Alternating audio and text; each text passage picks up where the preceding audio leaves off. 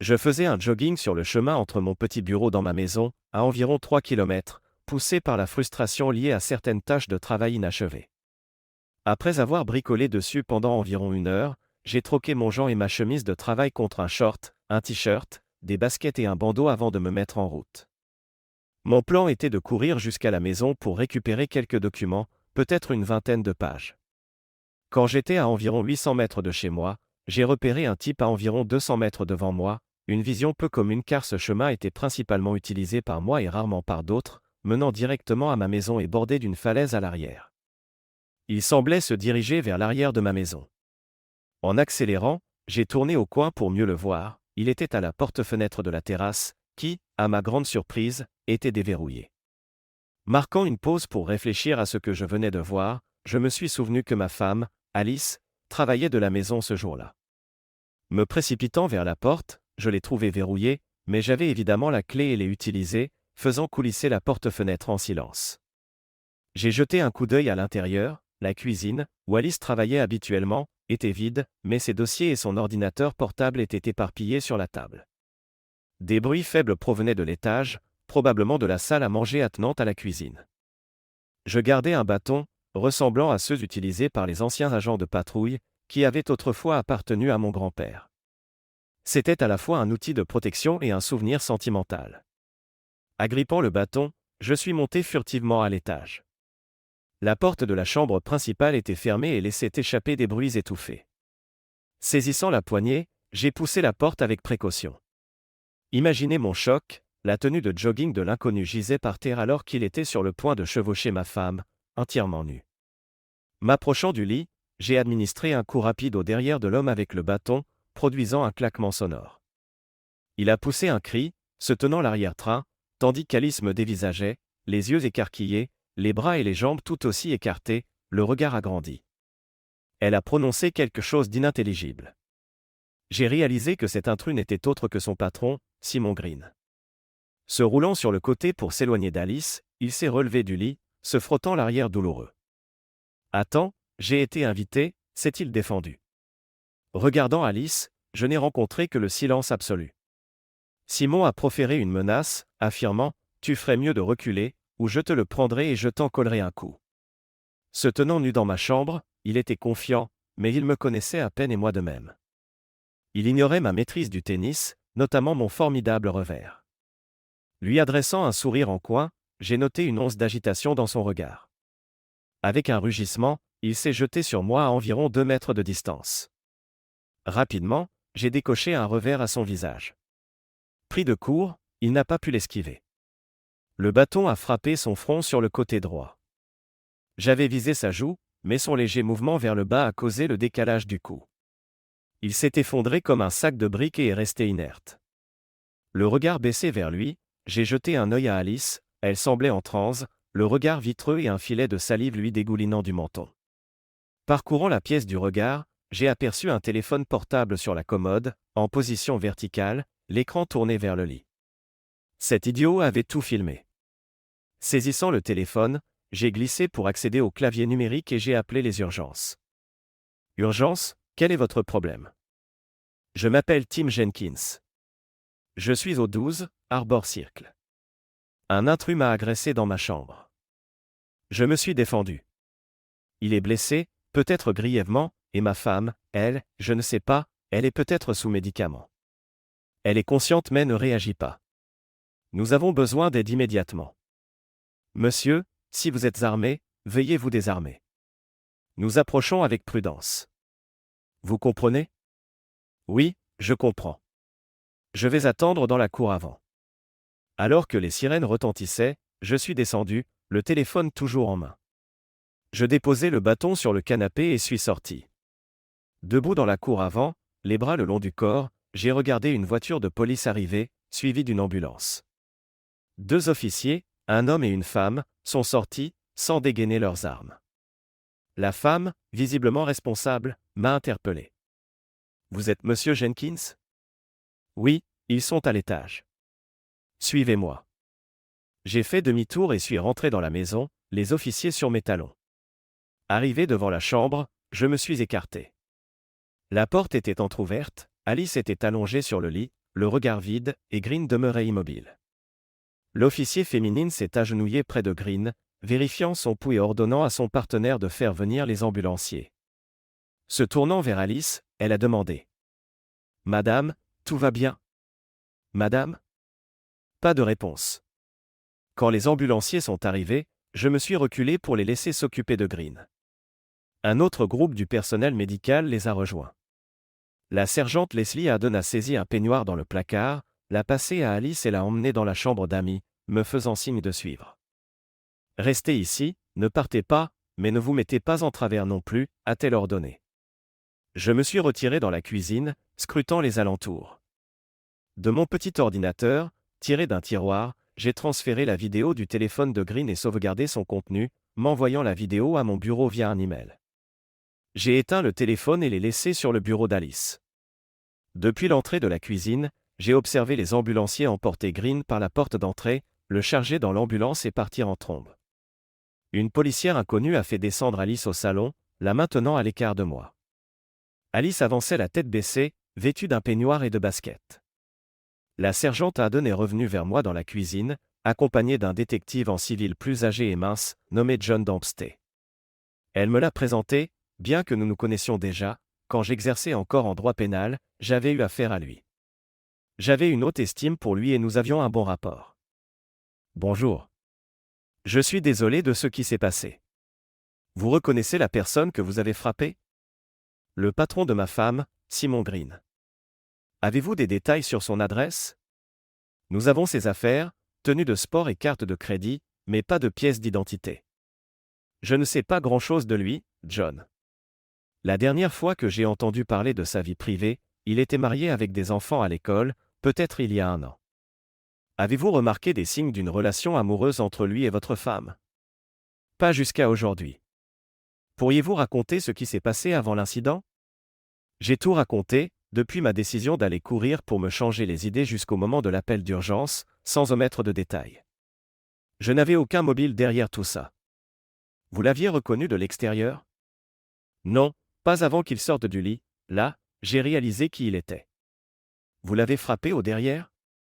Oui, je ne comptais pas lui faire très mal, mais je voulais l'éloigner de ma femme, peu importe ce qu'elle voulait. Puis vous l'avez frappé à nouveau. Pourquoi ? Comme je vous l'ai dit, il m'a menacé de me prendre le bâton pour m'attaquer. Ensuite, il s'est rué sur moi en rugissant. Il a rugi ? Oui, je suppose qu'il voulait m'intimider. Ça a marché, mais j'ai visé plus bas, pas son front. Il a dû se baisser un peu. D'accord. Votre femme n'est pas mise en cause. Nous allons la tester pour d'éventuels médicaments. Une fois lucide, elle devrait confirmer vos dires. Vous savez, John, ce téléphone appartient à Green. Il a probablement tout enregistré, y compris la bagarre. Pourquoi est-il ici ? Je l'ai utilisé pour appeler les urgences, puis je l'ai laissé là en sortant. Dempsey a passé l'appareil à un technicien de la police scientifique. Je me suis enquis de l'état d'Alice. Pas certain. Voyons avec la sergente Haddon. Nous sommes allés dans le salon, où Alice était assise avec un officier et un ambulancier. Dempsey a demandé au secouriste. Quel est l'état de Madame Jenkins ? Nous l'emmenons à l'hôpital du comté par précaution. Elle semble en état de choc, mais ses signes vitaux sont stables. J'ai regardé Alice et, à cet instant, nos regards se sont croisés. Une larme a roulé sur sa joue droite. Je suis tellement désolé, Timmy, a-t-elle murmuré, puis elle est à nouveau partie dans une sorte de transe, sans répondre. Peu après, on l'a transportée en ambulance. Je me suis changé au sous-sol et l'ai suivie en voiture.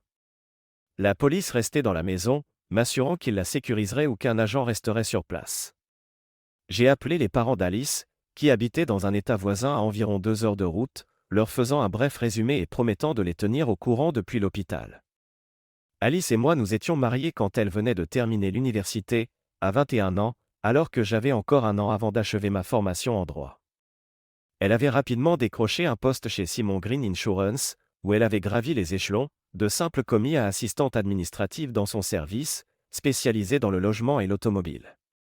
Je l'avais accompagnée à des réunions de la compagnie et je n'avais jamais détecté de comportement déplacé entre eux.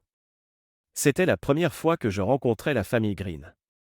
Alice travaillait là-bas depuis plus de 6 ans et je croyais notre mariage solide, jusqu'à aujourd'hui. Je n'avais que peu de doutes sur le fait que leur relation était consentie, à moins qu'il ne l'ait droguée d'une manière ou d'une autre. Cet événement signerait sans doute la fin de notre couple, vu les circonstances. Je ne voyais pas comment il aurait pu la droguer en si peu de temps. J'imaginais qu'elle l'attendait, probablement nue, et qu'elle avait laissé la porte arrière entr'ouverte. Je me demandais à quelle fréquence cela se produisait. J'adorais Alice, elle était belle, gaie et gentille.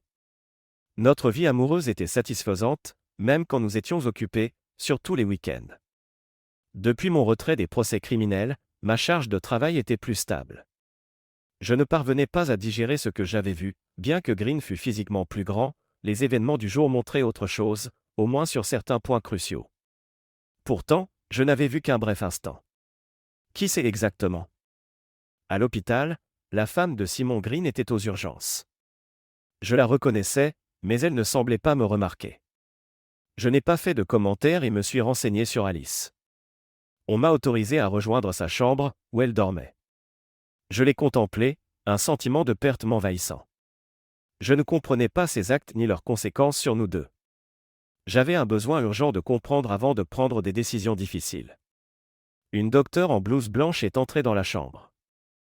Je suis le docteur Moore. Êtes-vous son mari? J'ai hoché la tête. Quel est son état? Elle a vécu un traumatisme mental qui l'a mise en état de choc, entraînant une perte de conscience. Quand elle se réveillera, elle devrait retrouver un état normal. Quand cela arrivera-t-il? Peut-être dans 3 ou 4 heures, selon le dosage. Merci. Je vais rester ici. Sur le point de partir, je l'ai retenu. Et Simon Green, comment va-t-il? Un lien de parenté? Non, juste une connaissance. Malheureusement, il est dans le coma, sous sédation, à cause d'une grave blessure à la tête. Puis elle est partie. Je me suis demandé ce qui adviendrait de Green. D'abord, j'ai cru l'avoir tué, mais désormais je n'en étais plus sûr. J'ai appelé les parents d'Alice pour leur donner ces informations. Ils ont hésité à venir tout de suite, mais j'ai suggéré que nous avions besoin d'une discussion en tête-à-tête, probablement autour de son éventuelle liaison avec son patron.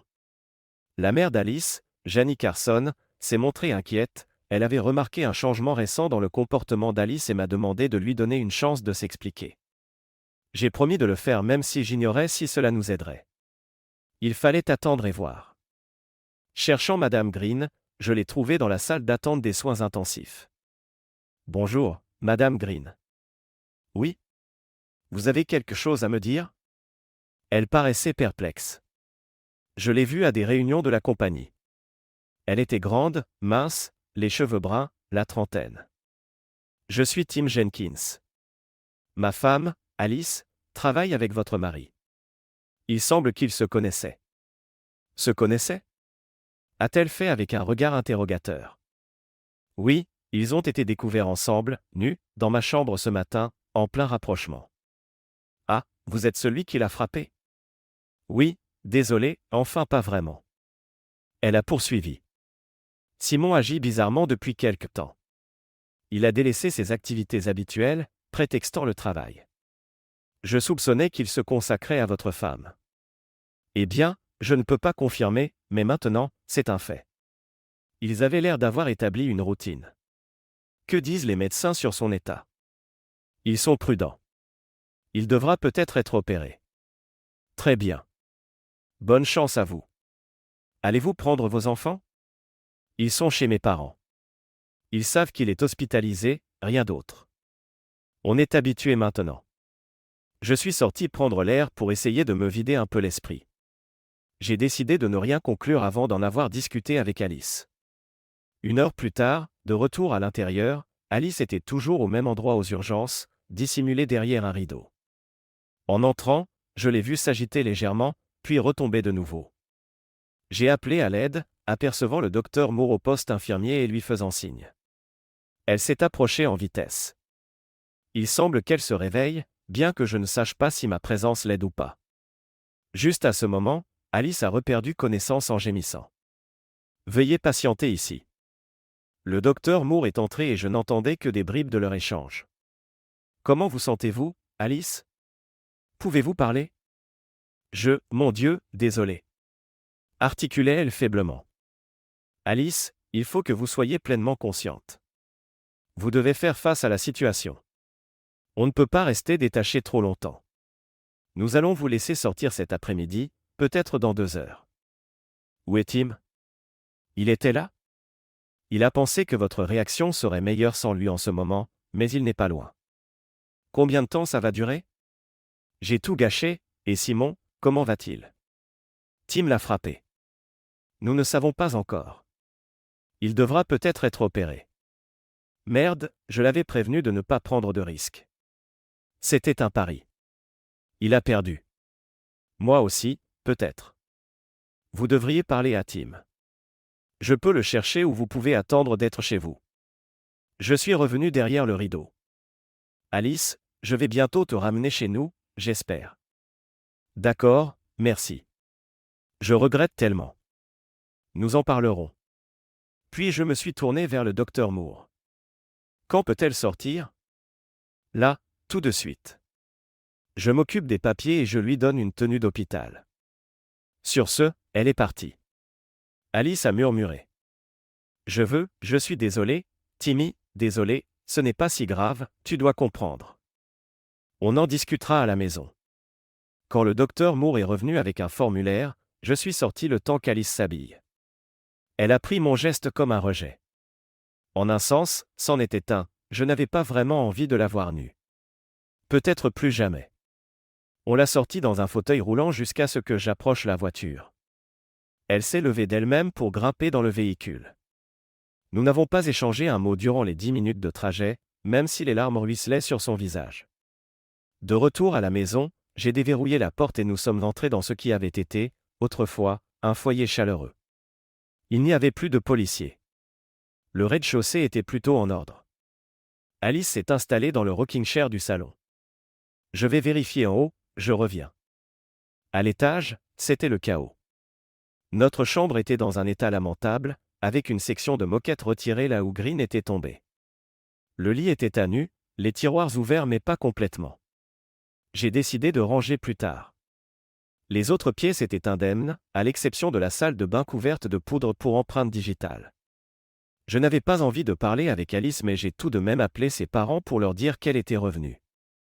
Ils ont poussé un soupir de soulagement et proposé de venir. Je n'étais pas sûr et j'ai serré les dents avant de redescendre. Tu veux quelque chose? Du café? De l'eau? Alice m'a regardé mais a décliné l'offre.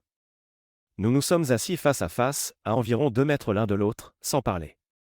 Que s'est-il passé, Alice? Je croyais que tout allait bien. C'est compliqué, Timmy. Je travaille avec Simon depuis des années. Je l'ai toujours respecté. Non, c'est plus que ça. Parfois, il me faisait des remarques sur mon apparence, il était un peu tactile, posant la main sur mon bras ou mon épaule. Ça m'a surprise, puis il m'a invité à déjeuner, juste nous deux. Tu n'as pas trouvé étrange ce changement soudain de comportement? Ça ne t'a pas interpellé? Un peu, elle a baissé la tête. J'étais flatté, il me plaisait, je me suis laissé intriguer. J'ai mis du temps à l'admettre. Donc tu as compris qu'il te draguait, et tu as fait quoi? J'ai voulu voir où ça menait. Elle a caché son visage dans ses mains avant de me regarder à nouveau. À ce moment, j'ai su qu'on avait un problème. Ce n'était pas comme si j'étais dupe ou drogué. Je le voulais. On est allé dîner. Je lui ai demandé pourquoi il me courait après maintenant, après tout ce temps. Il a dit qu'il m'avait toujours désiré, mais qu'il se retenait. Ce sont ses mots, Tim. Pourquoi, qu'est-ce qui ne va pas chez moi, pour que tu lui laisses sa chance? Toi, tu es très bien, Timmy. Il affirmait me vouloir plus que toi, que j'étais banale pour toi alors que j'étais excitante et nouvelle pour lui. Rien que d'y penser, ça m'a émoustillé. Pourquoi ne m'en as-tu pas parlé? Qu'est-ce que j'aurais dit? J'envisage de te tromper pour retrouver un peu d'adrénaline? Je ne pouvais pas. Combien de fois avez-vous fait l'amour? 0. Aujourd'hui devait être la première, et la seule fois, sauf que tu es arrivé. J'ai eu peur en te voyant. L'expression sur ton visage, après avoir assommé Simon. Ce n'était ni de la colère ni de la haine, c'était le même regard que d'habitude. Un simple coup d'œil, et soudain, le bâton. J'ai cru que la police viendrait te parler d'abord. Je n'avais pas le choix, ils me fonçaient dessus. Je l'ai vu, mais c'est arrivé tellement vite et ça s'est fini tout aussi vite. Tim, je te jure que c'était la première fois. Je l'ai embrassé il y a 2 jours dans sa voiture, on a joué un peu, mais je l'ai arrêté. Je lui ai dit qu'il pouvait passer un jour où tu serais au travail. Tout ça semble improbable. Réfléchis, si tu avais vu ce que j'ai vu, à quoi croirais-tu? Tu dois me croire, ou pas, je ne sais pas comment te le prouver. Et moi, je ne saurais plus jamais croire en tes mots. Qu'est-ce que je fais maintenant, Alice? Je t'aime, je ne supporte pas ça. Je ne l'aime pas, lui. Il me plaisait, c'est tout. Il est impulsif, il exprime ses envies. Il voulait mon corps, oui, et j'ai cédé. Alice, il me faut du temps. J'aurais envie de divorcer, là, à chaud, mais je sais que ce n'est pas censé. Je ne pourrai jamais oublier ce que j'ai vu. D'accord, mais souviens-toi que je t'aime, je suis désolé de te faire souffrir. A-t-elle lâché en pleurant. Je n'ai rien fait pour la consoler. La femme que j'aimais n'aurait jamais fait ça. Tu n'es plus elle. Peut-être que tu y ressembles, peut-être pas. J'ai l'impression que toute notre vie commune n'était qu'un mensonge. La seule question est, à quel point? Je suis monté récupérer des affaires essentielles et suis allé dormir dans la chambre d'amis. Le lendemain, c'était un jour de travail. J'avais très mal dormi. Réveillé tôt, je suis parti travailler. Vers 9 heures, je suis sorti pour un MC Muffin. Étonnamment, j'ai pu me concentrer sur mes dossiers, au point d'oublier momentanément Alice. Peut-être cela indiquait-il déjà comment je vivrais la séparation. À l'heure du déjeuner, j'ai cherché des appartements en location et pris rendez-vous pour une visite le lendemain matin, vendredi. La journée a passé vite, m'offrant une forme d'échappatoire. Vers 17h30, j'ai finalisé la location d'une chambre de 3 pièces pour 2 mois. Bien que nous soyons propriétaires depuis 4 ans, je ne me sentais plus chez moi. J'ai conclu mes tâches et suis rentré par la porte arrière coulissante, comme la veille. Alice cuisait un ragoût de poisson qui embaumait la cuisine. Elle est une cuisinière exceptionnelle. Salut, ai-je dit en entrant. Elle m'a regardé, j'ai fait un ragoût de poisson. On dirait que ça sent super bon, merci. Je vais me changer. Au repas, Alice a mentionné, maman va arriver samedi. Toi, tu as trouvé quelque chose. Je compte voir un appartement demain matin. On pourra signer les papiers demain soir. Samedi, je ne serai pas là. Ça n'a pas besoin d'aller si vite, Tim, je te jure que je ne recommencerai pas. Les promesses sont faciles à rompre. Elle m'a regardé, sans larmes cette fois. Tu laisses tes émotions blessées te submerger. C'est quoi, la solution logique? Fermer les yeux en espérant que tu ne récidiveras pas? On pourrait essayer de pardonner, mais pas de balayer la vérité. J'ignore si c'est possible, mais je sais qu'on n'oublie pas. Je me rappelle la vidéo, si tu veux, je peux te l'envoyer par email. Seigneur, Tim. Elle a éclaté en sanglots. Pardon, ce n'est pas pour être cruel, c'est juste, je veux que tu comprennes ce que j'ai vu, peut-être qu'un jour tu me pardonneras aussi d'être entré brusquement. Sur ces mots, elle est partie en courant à l'étage. J'ai rangé et j'ai réservé un studio offrant une vue sur la piste de course et un petit parc, à mi-chemin entre mon boulot et notre ancienne maison. Il n'avait pas de mobilier, j'ai donc commandé un lit double, un canapé, des fauteuils. Les frais étaient élevés, mais je devais me réinstaller. Songeant aux perspectives d'Alice au travail, j'ai envisagé de l'aider financièrement si elle perdait son emploi. À midi, j'ai réfléchi à la possibilité de recoller les morceaux. J'ai conclu que c'était peu probable. Je n'avais pas envie de repartir de zéro avec elle. J'étais trop amer. Je me suis souvenu de Michelle Davis, une amie de la fac, avec qui j'avais eu une brève idylle avant de rencontrer Alice. J'avais choisi Alice, Michelle avait choisi un autre. Nous étions restés potes. Je l'ai appelée. Shelly? C'est Tim. Dis, j'ai eu une confrontation avec Green. J'ai entendu des rumeurs, tu l'as frappé. Légitime défense, Shelly. On déjeune ensemble? Ok, rendez-vous dans 2 heures. Au resto, nous nous sommes embrassés amicalement avant de commander. Allez, raconte tout. Je me suis confié, car je lui faisais confiance. Elle a répliqué. Ça jase chez Green. On dit qu'il est à la dérive, en instance de divorce. Certains racontent qu'Alice est impliquée. Ça ne me paraissait pas plausible. Que as-tu vu? Ils étaient ensemble, à la maison, sans vêtements. Ça se passe de commentaires. Peut-être que ce n'était qu'un écart. Il l'a draguée souvent. On entend des trucs comme quoi il est devenu très entreprenant. Tu crois qu'elle n'est pas la seule? Possible. Mais visiblement, elle était une cible prioritaire. Pourquoi tu ne m'as rien dit? Je n'étais pas certaine, et je ne voulais pas semer le trouble. Qu'est-ce que tu vas faire? J'ai pris un appart. J'ai rédigé un accord de séparation de 6 mois, mais je ne sais pas. Vous avez reparlé? Oui, elle s'est excusée, promis de ne pas recommencer. Mais je ne sais pas. Nous avons terminé nos plats. Tu en as gros. J'espère que ça va aller. Moi, tout est à peu près normal, sauf que Bill est souvent absent. Elle a commencé à me parler de ses soucis, je l'ai écouté. Ensuite, je suis reparti. J'ai appris qu'Alice avait repris son travail. Au moins, elle ne s'était pas fait renvoyer. Pour moi, c'était fini, je n'y croyais plus. Nous n'avions pas d'enfants, c'était censé n'être que nous deux, mais elle n'avait pas tenu sa promesse. Je ne me voyais pas tout reprendre à zéro. Oui, c'était triste. J'ai déménagé un samedi et ne l'ai pas contactée depuis. Ça faisait une semaine. Elle a laissé 3 messages vocaux où elle me demandait de la rappeler, j'ai ignoré. Elle a texto qu'elle était en période probatoire au travail, mais conservait son poste. Je suis repassé devant la maison un samedi après-midi et j'ai frappé à la porte du patio. Sa mère, Tess, était dans la cuisine et m'a ouvert. Tim, qu'est-ce que tu viens faire? Je voulais voir Alice. Elle est sortie, mais elle devrait revenir. Tu as pris une décision? Je veux juste lui parler. Où est-elle? Avec un ami. Je suis entré, remarquant qu'elle m'empêchait d'aller plus loin. J'ai contourné pour aller vers la porte d'entrée et une Mustang neuve s'est garée. Un blond en est descendu, contournant la voiture pour ouvrir la portière passager à Alice. Elle avait l'air d'être sur son 31. Je me suis approché. Alice? Je suis venu te voir. Elle s'est retournée, stupéfaite. Le gars avait l'air tendu. Timmy, Voici James, du boulot.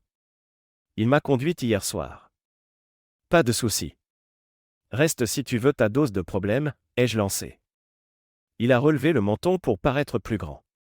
Il était de ma taille, plus jeune. Hey, je veux pas d'ennui. Je ne fais que rendre service. Arrête ton cinéma, tu vois ce que tu veux. Reste encore un peu, tu auras ta part. Il a vite compris. Alice, je m'en vais. Et il est reparti aussitôt. Je me suis tourné vers Alice. Même pas une semaine sans briser la clause d'abstinence? Je le dirai quand je te ferai signifier les papiers du divorce. Tim, je suis désolé, j'avais besoin de compagnie, je suis vulnérable, j'ignorais si c'était fini entre nous. Je t'aime, même si ça ne se voit pas. Alors tu avais juste besoin d'un coup? Mais qu'est-ce qui t'arrive? On n'a plus rien à se dire. Engage un avocat. J'ai fait demi-tour et suis parti par l'arrière.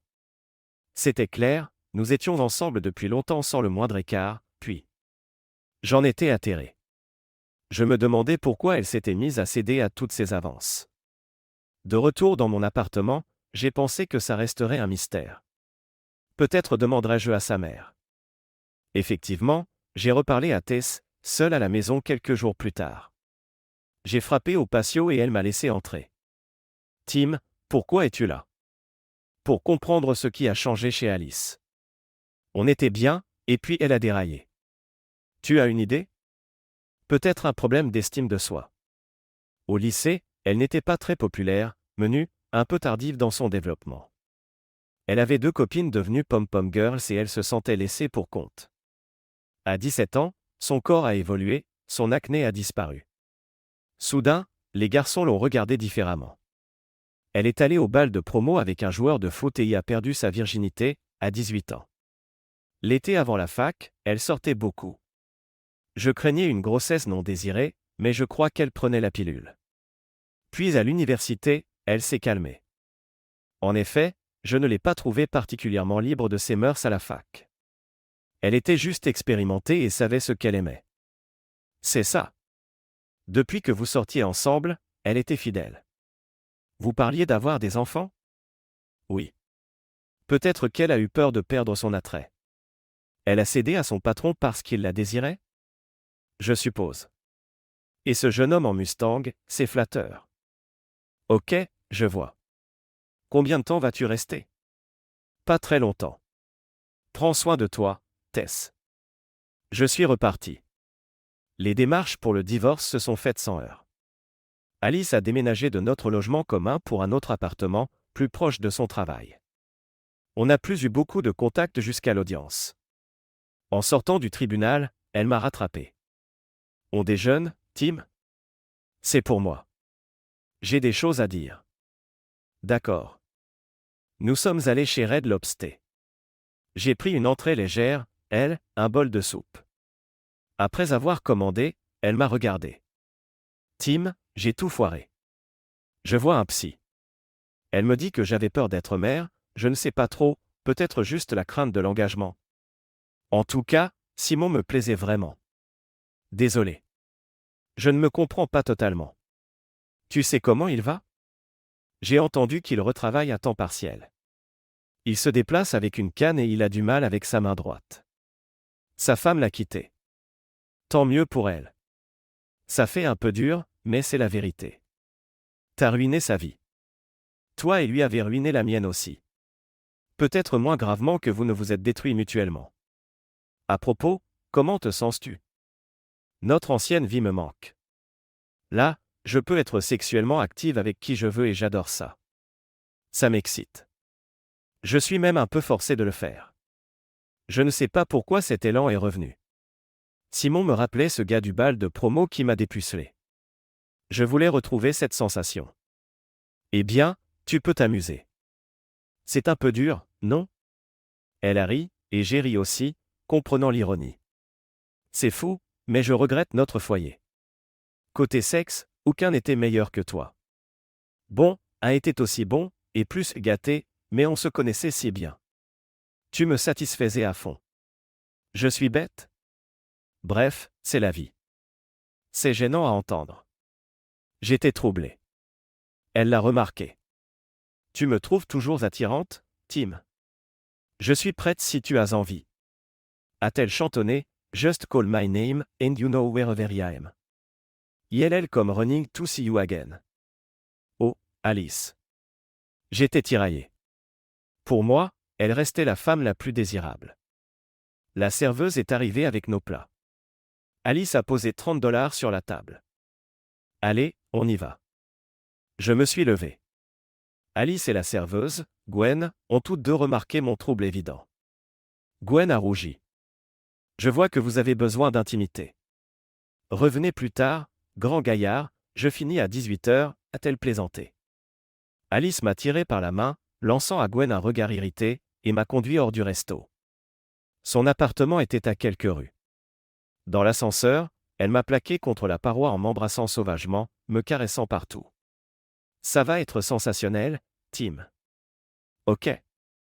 À peine sortis, deux femmes attendaient pour monter et nous ont dévisagés. Nous nous sommes hâtés vers l'appartement d'Alice. Elle a ouvert et j'ai failli trébucher sur une table. Nous nous sommes débarrassés de nos vêtements à toute vitesse. Elle m'a examiné du regard, se mordant les lèvres. Elle m'a attiré vers la chambre et s'est jetée sur le lit, « Prends-moi, là. » Elle m'a renversé sur le dos, « Je t'avais dit que je te maîtriserais. » Notre rapport a été bref mais explosif. Nous étions comblés. Allongés, nous reprenions notre souffle. Alice s'est redressée. C'était le meilleur rapport qu'on ait jamais eu, le meilleur de ma vie. Ça n'a fait qu'aviver mon désir. Nous avons recommencé, plus longuement, enchaînant les positions. Elle a joui plusieurs fois, puis moi à mon tour, de façon intense. Par la suite, je me suis écarté. Je savais que si je restais, ça continuerait sans fin, et nous venions de signer le divorce ce matin-là. Pourtant, nous avons continué jusqu'à tard dans la nuit, nous arrêtant pour un repas léger. Je lui ai proposé de retourner à Red Lobster. Elle a refusé, prenons plutôt la soupe du frigo. Nous avons mangé sans nous rhabiller. Puis nous sommes retournés au lit. De temps en temps, elle demandait, on parle? Ou on continue? Et à chaque fois, je répondais, le souffle court, on y retourne. Elle était tout autant avide. Certains ébats étaient lents, d'autres plus fougueux. Nous connaissions parfaitement les zones sensibles de l'autre, comme un défi où personne ne gagnait, c'était jubilatoire. Au matin, nous l'avons refait, puis elle a préparé le petit déjeuner. Pendant le repas, je me suis enfin ouvert. Alice, j'aimerais qu'on continue ça, d'une façon ou d'une autre. Timmy, en fait, je pense que notre mariage était une erreur. J'ai essayé de rester fidèle, mais c'est contre ma nature. Je ne t'en aime pas moins, mais je ne peux pas m'en empêcher. Je ne plaisantais pas avec la chanson de James Taylor. Un jour, je voudrais peut-être des enfants et la stabilité. C'est sans doute ce qui t'a fait craquer. Pourtant, j'apprécie ces moments intenses avec toi. Peut-être continuerons-nous jusqu'à ce que l'un de nous veuille arrêter. D'accord. Je suis d'accord avec ça. Nous avons passé le week-end quasi nus, ne faisant que manger, nous laver et dormir un peu. Samedi après-midi, quelqu'un a frappé à la porte. Alice a enfilé un peignoir pour ouvrir. C'était la voisine de palier, Maisie, plus âgée mais très séduisante, qui a regardé Alice. Je ne te voyais plus. Je me demandais si tu allais bien. Je vais très bien, Maisie, vraiment très très bien, a répondu Alice, lançant un regard vers moi. Maisie a suivi du regard. Je vois, amuse-toi bien. Tu as de la chance, Alice, plus besoin de m'inquiéter. Elle est partie. Alice a refermé la porte. Tu lui as donné un sacré spectacle. Tu aurais pu l'inviter pour le café? Pourquoi pas? Mais je crains le cholestérol. A-t-elle répliqué avec un clin d'œil. Le lundi, nous avons repris chacun le travail, sans clarifier notre relation. J'ai réfléchi toute la journée. Conclu qu'on n'aurait jamais un vrai couple. Mais tant que notre attirance mutuelle durerait, j'étais partant. Jusqu'à ce que je trouve quelqu'un avec qui fonder une famille. J'ai décidé d'être prudent. Alice m'avait appris à l'être. Pourtant, je voulais des enfants. Elle, non. De plus, elle avait d'autres partenaires, selon ses dires, 3 autres au total. Étonnamment, ça ne me dérangeait pas, ça m'excitait presque. Je me suis fait dépister régulièrement, tout était négatif. Au fil du temps, j'ai croisé Maisie en sortant de chez Alice. Je me souviens de toi, grand gaillard, tu m'as marqué. Je me souviens aussi de toi, Maisie, tu habites juste en face. Tu es divorcée? Depuis 1 an et demi. Célibataire à mon âge, pas simple. Tu es superbe, peu importe l'âge. On boit un verre? Volontiers, Tim, je suppose que tu cherches un peu de compagnie. Nous sommes allés chez elle, très joliment décorée. J'ai découvert une femme de 40 ans, un fils à la fac, une fille qui travaillait en ville. Elle était experte en plaisir sensuel et j'ai apprécié notre moment. Je suis parti le matin suivant, promettant de la revoir, ce que j'ai fait. Je savais que d'autres femmes vivaient sur ce palier, mais je n'ai jamais cherché à les rencontrer. Un jour, en sortant du palais de justice, une femme s'est approchée. On ne se connaît pas, mais... Elle me dévisageait. Soudain, j'ai reconnu Gwen, la serveuse de Red Lobster. Gwen. Vous travaillez encore là-bas? À mi-temps, et je fais du mannequinat. Elle était blonde, mince, jolie, avec de beaux yeux bleus. Je me souviens que vous aviez parlé de vous retrouver à 18h, mais Alice et moi, on a fini par y passer tout le week-end. Bizarre, vous aviez l'air de divorcer ce jour-là. C'est exact. Mais ça a ravivé la flamme, vous avez vu la scène. Et maintenant? Vous êtes encore ensemble? On se fréquente. Dans un sens particulier. Elle a souri, on pourrait sortir un de ces soirs? Pourquoi pas? Vous voulez venir chez moi? Je prépare le dîner? Volontiers. Elle est arrivée vers 18h30, ravissante. J'ai fait du poulet frit et du riz sauté. Nous avons bien discuté, elle avait 25 ans, cumulait ce job au resto et des shootings de mode. Plus de compagnons depuis presque 1 an. J'avais 34 ans, un poste stable dans un cabinet, une bonne voiture, j'habitais seul. J'ai apprécié sa compagnie et, après quelques rendez-vous, j'ai cessé mes autres relations. Avec Gwen, j'ai ressenti une vraie connexion, réciproque, je crois. À notre 3e rendez-vous, nous sommes passés à l'intimité, c'était magnifique. Cette nuit-là, j'ai tout arrêté avec les autres femmes. Quelques semaines plus tard, après une séance particulièrement intense, Gwen m'a avoué qu'elle aimait parfois des rapports plus ardents. J'étais d'accord. Puis elle a dit: Tim, tu me plais vraiment. J'aime être avec toi, mais j'ai peur de tes doutes sur la fidélité. Pourras-tu me faire confiance? Je serais menteur de prétendre que je n'ai aucun problème de confiance. Mais si tu t'engages à rester fidèle, je ferai de mon mieux pour surmonter ça. Elle a souri, d'accord. Je n'ai pas d'autre homme en vue. 2 semaines plus tard, je l'ai demandé en mariage. Nous nous sommes mariés 3 mois après. Ses parents vivaient à Chicago et sont venus pour une petite cérémonie. J'ai invité Alice et Maisie, et présenté Gwen à Alice.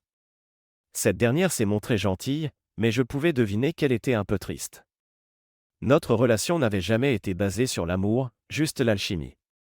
Oui, ça me manquait un peu, comme à elle, je le suppose. Mais Gwen était la femme que je voulais épouser. Nous sommes partis en lune de miel aux Bahamas, un pur bonheur. Ensuite, nous avons emménagé ensemble et décidé de fonder une famille.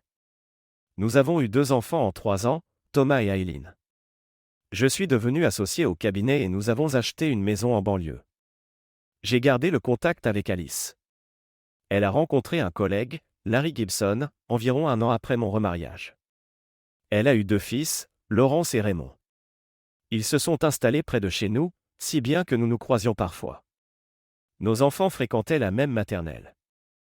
Gwen et Alice sont devenus amis, et Larry me regardait toujours avec méfiance, devinant sans doute qu'il y avait encore une alchimie entre Alice et moi. Gwen me faisait confiance, et même confiance à Alice pour respecter notre couple, mais Larry était moins tranquille.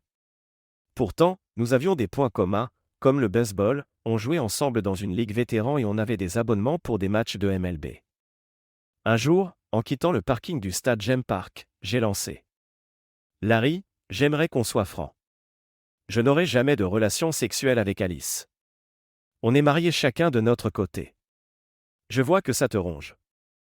Vous deux, ensemble, ça se voit que vous aviez un truc puissant. Il a soupiré. Parfois, quand on fait l'amour, je me demande si elle pense à moi ou à toi ou à un acteur. Et toi? Tu penses à elle quand tu es avec Gwen? Pas vraiment, enfin, ça peut arriver. On a eu de très beaux moments, je ne mentirai pas. C'est ça qui me fait peur. J'ai hoché la tête. Je comprends. Je n'avais pas mesuré ce que ça représentait pour toi. Merci d'avoir été sincère. Ce qui a facilité la suite entre nous. Néanmoins, je n'ai pas tout dit, la période post-divorce avec Alice reste parmi les meilleures expériences sexuelles de ma vie.